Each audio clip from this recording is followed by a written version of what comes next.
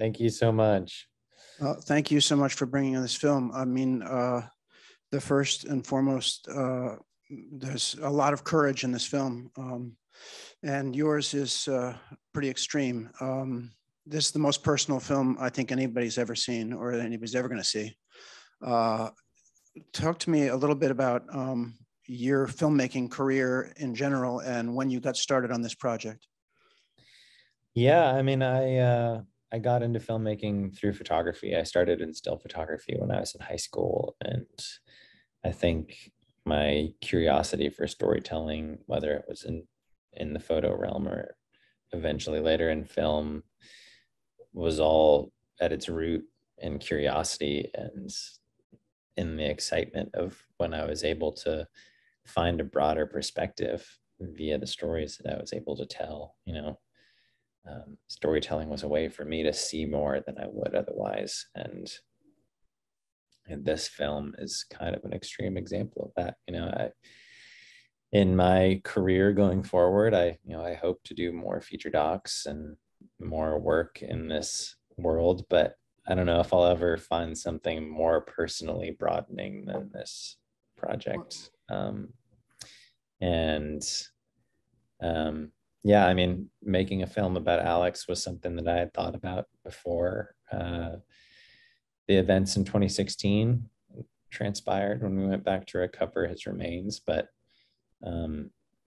it was never something that I really had the courage to do or could summon the courage to do. I think anyone who's lost someone in their lives, it's hard to find the personal space and courage to face that sadness by going back and revisiting photos and video and hearing that person's voice when they're gone. That was hard for me. And so in 2016, when Alex's body was discovered and our family decided to go back and make that journey together, and I asked if they would be okay with me filming that, whether it be just for our purposes or for something larger potentially. That taking the step of acknowledging that telling this story might be a way to find a path into it that I had never trodden before was that was kind of like the biggest leap. And coming out of that trip, seeing the catharsis that could come from going deeper into some of these things for myself as well as for my family, but then also when I first started talking about this with other people and in sharing the vulnerability that I had found in exploring some of these things for the first time in my life since Alex's death, sharing that I recognized as a super powerful thing that I might be able to bring to people beyond the realm of our small world within the climbing community and people who already knew the story. So. Well, that's exactly right. So when you went and you got the permission of your family to film the events in Tibet in 2016, then you got a crew together so that you would have a camera on you as you did the things, as the family did things? No, that was just me and my younger brother, Sam, that filmed that trip. It was super last minute. And we decided that we were all going to go as a family maybe 3 weeks before we were set to go back to Tibet. We were going into China, which was kind of a feat all its own. We only managed to get into China and into Tibet, which is a very controlled area of the country for obvious reasons, because we had a relationship with Max Baucus, who was the senator for Montana, and then became the ambassador to China and was a friend of our family. And so filming, with any large footprint was kind of out of the picture. So as much as it would have been nice to have more established footage and a crew with me to capture some of that, I mean, I don't think it could have gone any other way than it did, honestly. because the experience itself was something that I needed to be in as much as I was capturing it, you know? And so my younger brother Sam and myself just shot that trip on DSLRs. So we would be able to kind of fly under the radar and be there with our family as much as we were documenting the experience for ourselves. So. And the family decided to make it the sort of the Tibetan service that it was? Yeah, I mean, we were never going to bring their remains home. They died in the mountains. That was the place that they loved. Alex, as well as David, his younger brother, came with us as a group, and several of his good friends. And more so, we just wanted to go and take care of their remains and make sure that they weren't discovered by someone else. And this was a national story. It was a national story when they died, an international story, and it was an international story when their remains were discovered. And my parents were afraid that if we didn't go over there as soon as we did, photographers would go up and take photos, and they would be on the internet. And so we wanted to go and take control of that moment for us and make it more something for us than it was for the outside world. Well, I think that's very apt and obviously the right thing to do. And it also seemed from the footage and from your mother's commentary that there was an opportunity for some kind of closure at the same time.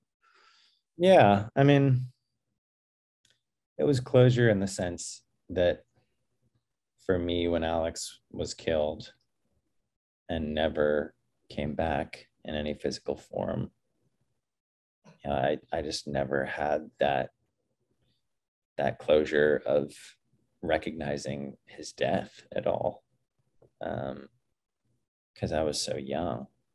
And you see that a little bit in the film, in me holding on to him, and that playing into this intensity that Conrad experienced, especially in his place in survivor's guilt and imposter syndrome. He just kind of disappeared and lived on in his legacy and his story and in pictures and idea of him left behind. And to go and have that physical closure was definitely something powerful. But as far as the emotional side of the story goes, that experience really just, for me at least, highlighted the fact that grief isn't ever something that you move through and leave behind. I recognized in such a palpable way that even 20 years, almost 20 years later, it was just as real as it was the day that he died. My mom's love for him, Conrad's feelings of remorse and survivor's guilt, and me and my brother's feeling of loss and unknowing, not knowing this man who had defined so much of our lives in his life, but then also in his death, and wanting to help my family recognize that for themselves in each of our own different ways, and then also talk about that, because I think it's something that, especially in our Western society, it's a hard thing for us to talk about. The fact that when something traumatic happens to us, it changes us, and we can't just move through it and find the light on the other side. That becomes part of us. And it's hard, it's sad, but it's also beautiful, because that's part of life. Death is part of life. Well, and it's a story beautifully told. It's sort of remarkable. Well, many things about the film are remarkable, but to be able to, the professionalism of the filmmaking, when something is that deeply felt and that intense, real emotion, not performed emotion, is really very remarkable. Let me ask you this: after the 2016, did that make you want to interrogate the situation further in the way that you did in your interviews with your mother and your interviews with Conrad and your interviews with your brothers? Was that really the first time that you guys had all spoken about this in such depth? Yeah, I mean, my mom had written a book from her own perspective, recounting her relationship with Alex and life up into his death. So that was for her, I think, a big reconciliation of her own grief. But that she did that when I was in high school. That was something she did pretty shortly after Alex's death. And so for me, going back to Tibet, and there's a lot that isn't in the film. There's a lot of family complexity that's not in the film, and you can only imagine how crazy it would be to step into this sort of life where you exist still in the story of something that is no longer, and are trying to also at the same time build your new story like my mom and Conrad did. And I recognized that I wanted to talk about some of this stuff. As the kid, the kids are oftentimes, they rarely have a voice, and we're the generation that inherits the decisions that our parents make. Grief and trauma is something that transcends generations, something it's passed down. And I wanted to talk about it now, while my parents are still around and still in that emotional state of moving through this as much as we were as their kids. And I saw making this film as a way to facilitate those conversations, both in a selfish way and then also, still holding that seat as the eldest son and feeling like I had to find some balance for my family and for the individuals within it. And so I kind of just laid into the trust that talking about these sorts of things is the best way to heal or find some way through. It seemed clear to me, and I don't know if others had the same reaction, but that it was the first time that you had talked about these things, because it's obvious from each of the individuals interviewed, and including yourself doing the interviewing and responding, that it hadn't been talked about before, because it seemed that everyone had been wrestling with it in their own way. Each individual had their own way of coping with it or dealing with it, but that it had been unspoken. Your brother Sam at the very beginning says he's anxious, and you're asking people how they feel about it. It's because it hasn't been broached before. And here it is on camera being broached, but the authenticity was just undeniable, obviously. So it was it, I mean, the fact of 3 months, it was in the storytelling, it seemed as though Conrad had gone through a lot more before he came down for Christmas and before things started to happen. But then when I heard the words 3 months, and that sort of made me feel more keenly what your reaction was, that when you said honestly to your mother, it just seems so fast, it seems so quick. And so you were living with that knowledge for all the time since you were 10 until now, until you were making the film. That's correct? Yeah. Yeah. So that's just so hard to say. When you were doing the interviews and the shot cut to you with your camera, who was the other camera person in the room? For all those interviews, Oh, damn. Murphy, who helped throughout the entire creative process.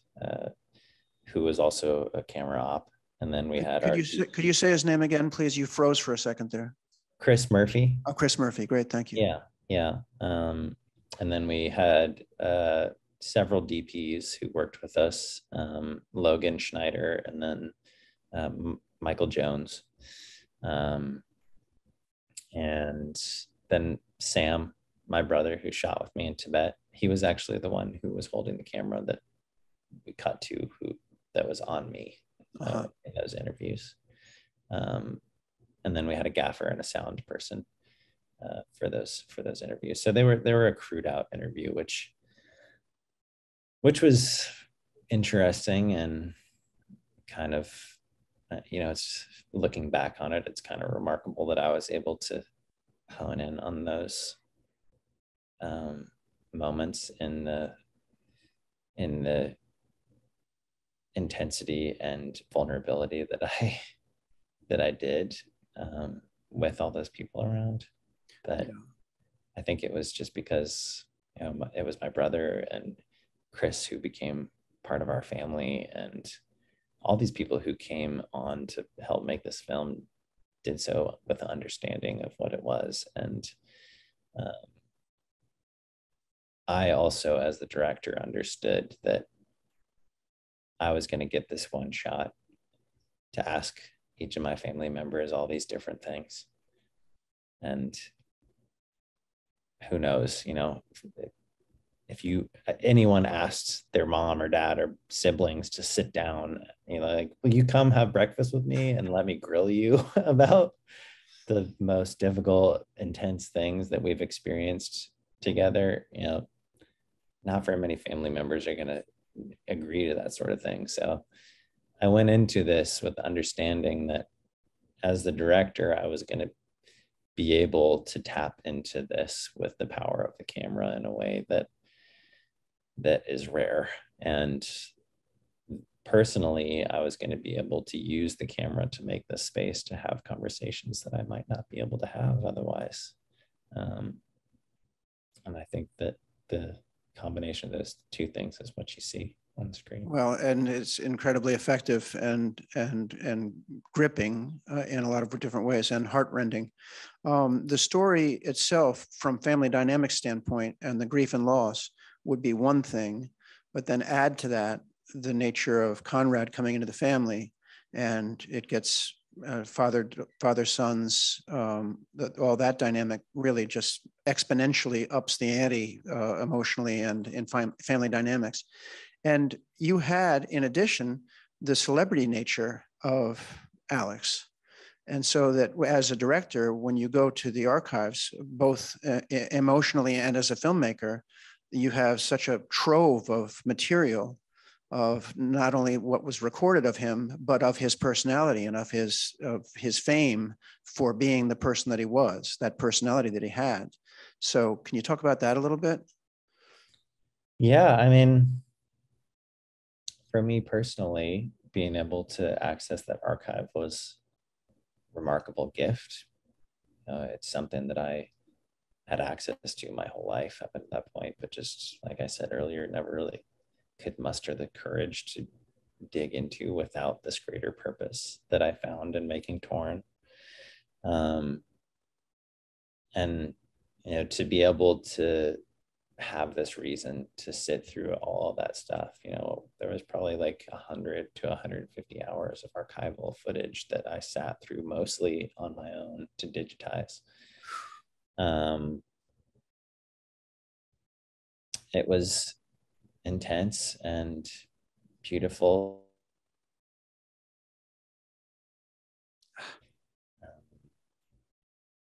And it also informed everything that I did going forward in the making of the film, getting to know who Alex was truly, and break down what we define as a hero, because I think in the broader sense of the term, a hero is someone who is revered for their perfection.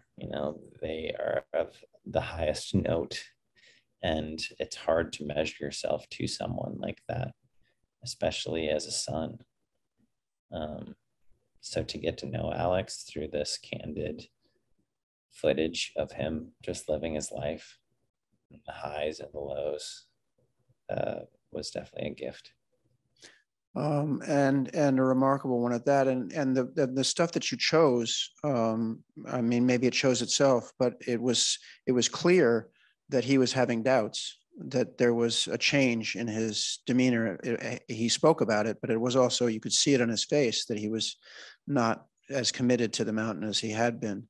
I wish we had some more time and then we could go farther into this. I want to ask you one question, though. The facility at the end that your mother says, thank you for all of you who contributed to this facility that will help to keep mountaineers safe. What is that facility? Can you just tell us about that? In Tibet?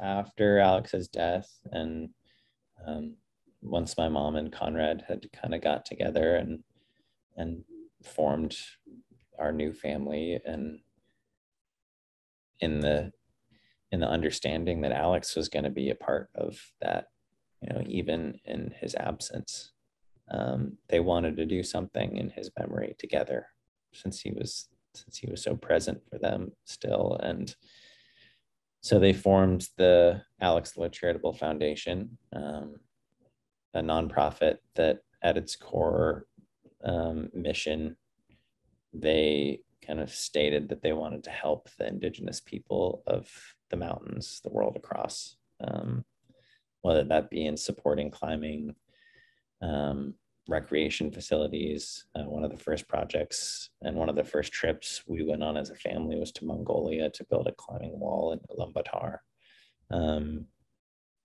And then several years after that, we, as a family, went over to the Khumbu Valley, which is the valley that leads up to Mount Everest, where Conrad and Alex had both been many times in their careers, to go hold this school over there for the Sherpa, the climbing Sherpa, who support all the expeditions in the Himalaya, mostly Western up until that point, and start this climbing school to teach them to, have better climbing safety technique. There was an extremely high rate of mortality in the climbing Sherpas, because as much as they had, worked in the mountains for generations, no one ever really took the time to teach them how to do it safely to support all these Western expeditions. And so the main project of the Alex Lowe Charitable Foundation kind of became the Khumbu Climbing School, which turned into the Khumbu Climbing Center, which is what you see there in the film, which is a permanent structure that was finished on the 20th anniversary of the Khumbu Climbing School, and houses the school and is a community center for the village of Fort Say, where it exists there in the Khumbu, and stands as a testament to climbing safety and knowledge for these indigenous people who supported Alex and Conrad in their dreams and expeditions, and became very, very close.